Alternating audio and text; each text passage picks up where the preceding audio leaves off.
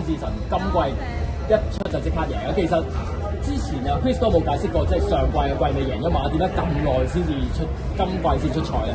因為佢早段時間自己提升自己有少少，所以一直都俾佢投緊休息緊，希望等佢完全康復晒啦，先俾佢去開始再比賽翻。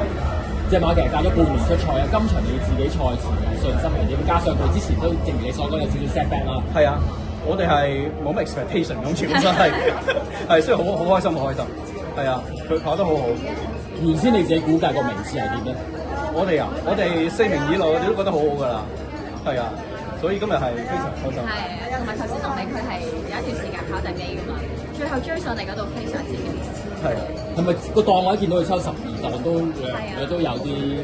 係，冇錯，係啊，都有啲覺得，咦，係咪冇乜機會咧咁？但係都 OK 喎，所以好開心。Chris 哥冇解釋過，隻馬點解今次會揀喺谷草度出現嚟跑田草咧？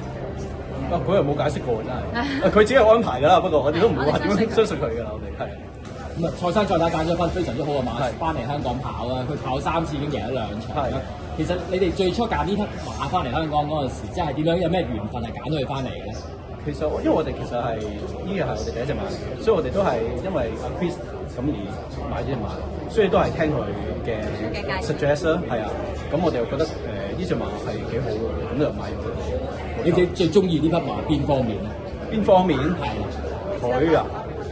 佢幾個係啊！佢幾個鬥心，我覺得佢係啊，所以心態幾好，所以有咁好嘅成績啦。暫時係好開心。